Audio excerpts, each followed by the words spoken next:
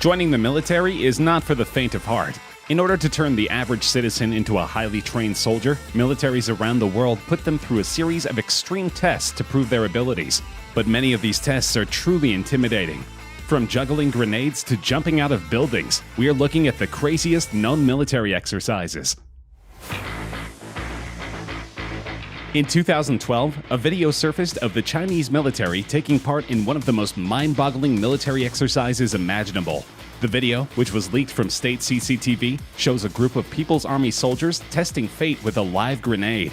You may be familiar with the exercise. It's the equivalent of hot potato, where participants will pass around a potato or some other random object until the music stops, and the person in possession of said object is eliminated from the game. It's kind of like that, although the unfortunate soldier in this game runs the risk of actually being eliminated by a live hand grenade. Thankfully, it is the job of the soldiers to dispose of the grenade into a large hole just before it detonates. One can only imagine that it's the ultimate test of a soldier's ability to cope under pressure. In the video, no one is injured, but if this is a frequent exercise, it's inevitable that someone will be hurt, or worse, in a matter of time. It is designed to turn the merely tough into the super tough. The Royal Marines' much-feared mud run is the toughest part of a 32-week training course said to turn civilians into commandos. You can see why even the strongest recruits dread it. Exhausted, demoralized, and covered in foul-smelling sludge from head to toe, these Royal Marine recruits hope one day to wear the coveted green beret, marking them out as the elite of Britain's fighting forces. The men need to call upon reserves, both mental and physical, that they didn't know they had, simply to get through the grueling ordeal. Captain Ben Chappell, who oversees physical training at the Royal Marines Commando Training Center in Limestone, Devon, said, "The mud run is about instilling a Royal Marine state of mind. The recruits spend up to 45 minutes in the mud that is so thick they can barely run, doing exercises and games, and it is so difficult that getting through it really builds team spirit. We're not just looking for physical strength, but mental resilience as well, and the team cohesion that comes from getting through the hardship together. This strength and cohesion forms parts of the Royal Marines' DNA." He said the recruits would not necessarily know when the run was coming up, saying it's all about dislocation of expectation. There is an argument about whether some people are genetically wired to handle colder temperatures, or whether one must build stamina for lower temperatures by training in colder environments. The US Navy SEALs put this to the test in a very palpable way. They do this through surf torture, also called cold water conditioning. The water temperatures usually hover around 65 degrees Fahrenheit and never go above 68 degrees Fahrenheit. From there, trainees may be ordered to do some calisthenics or run a mile and a half down the beach in their wet clothes and boots. Then they're ordered back into the surf. Many drills also require that teams carry their rubber boots over their heads as they run from one task to another. Even if the water is 90 degrees, your core temperatures will very slowly start to drop from its normal level of 98.6 degrees. The hours-long drill tests the personal resolve of all those involved and proves to superior officers who is most fit for war. The Russian military isn't known for having a gentle touch, so it should come as no surprise that their counterterrorism operations training is really tough. But just how tough is borderline insane?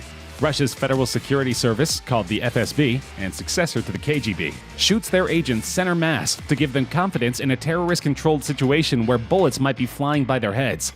The trainees, wearing body armor, absorb a few rounds before firing shots back at the target.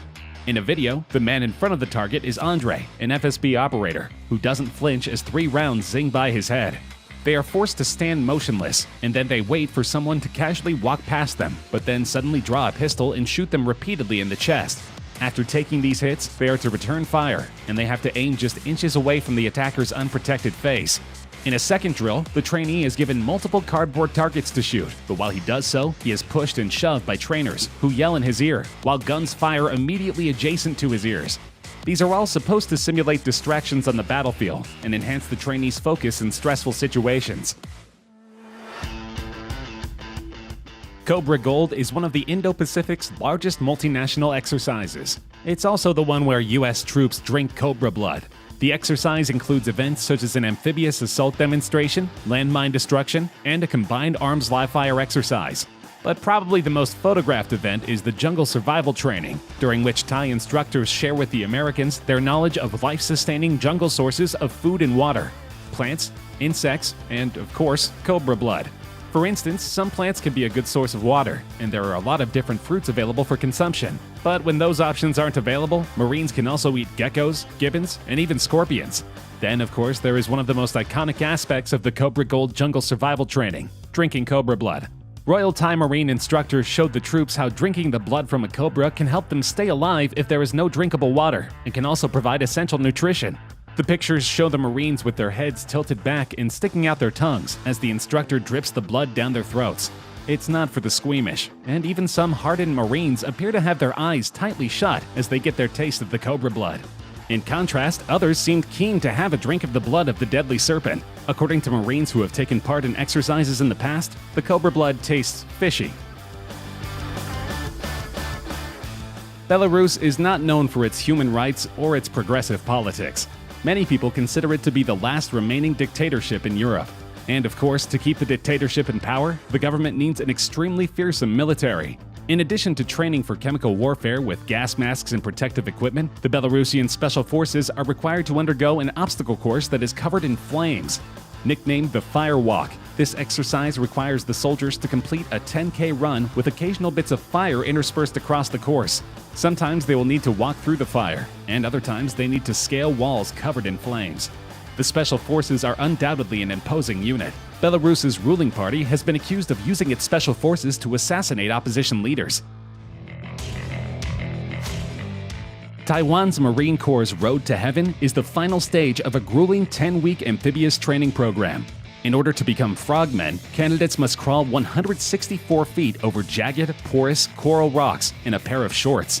The Road to Heaven starts with a hard fall from standing to planking position. The fall looks to be tough on the elbows, but immediately after, the recruits begin to crawl through the sharp rocks on the points of their knees and elbows. In some ways, the training simulates a landing on a rocky beach, but it appears to function mainly as a test in which the trainees must will themselves to conquer pain. The path has 10 stopping points, and at each one, the recruits must stop and perform an exercise. As they make their way, instructors pour salt water on them to exacerbate the pain of their open wounds. Friends and family of the trainees are encouraged to attend in order to make the soldiers more self-conscious. At the end of the long, rough road, they finally earn their place among the most elite soldiers in Taiwan. Back in 2012, two videos surfaced on the internet. The first showed Chinese soldiers breaking bricks with their heads for training. The second one similarly showed the South Korean army breaking concrete with their heads. Many believe this is merely to show the strength of the People's Liberation Army. If combat were simply a matter of showmanship, then the PLA would be near invincible. But military officials are acknowledging that such displays have few practical applications, and are reconsidering the amount of time that troops spend on such training. The shift is a small but symbolically important part of China's broader effort to modernize its military. Going to war isn't a performance, Zhang Aijun, commander of a special operations brigade in Beijing, told PLA Daily, the official newspaper of the Chinese military. Troops training must stick close to the realities of combat and pay special attention to the urgent need to strengthen fighting skills. This is why the Chinese army discontinued the practice in 2014. Martial arts performances are a trademark, PLA Daily said of the brigade, which it did not identify in detail. For many years, they relied on these skills to display their abilities and win much praise. However, do these stunts have a practical use on the battlefield? Both US and South Korean soldiers took part in an impressive cold weather training drill in 2017. More than 400 soldiers took part in the drill, 200 South Koreans and 220 US troops normally stationed on the Japanese island of Okinawa. The exercise has been held since 2013 to train the military to be able to fight at temperatures as low as -4 Fahrenheit. More choreographed than tactical, the troops perform for a horde of media, which at times seem to outnumber the North Carolina-based Marines and their Korean counterparts during this annual photo op. An environment like this is unforgiving, said Captain Thomas Rigby, 33, of Company A, 1st Battalion, 8th Marines. The company commander from Red Bank, New Jersey, said his Marines used the harsh locale to focus on cold weather squad tactics and decision-making skills. Rigby said historic fights like the Korean War's Battle of Chosin Reservoir, in which Marines fought off and escaped a massive Chinese assault in 1950, have cemented the service's can-do, go-anywhere attitude. We're a jack of all trades, he said. We fancy ourselves to be able to fight in any climate and place. The idea is to acclimate soldiers to any intense conditions they may find themselves in.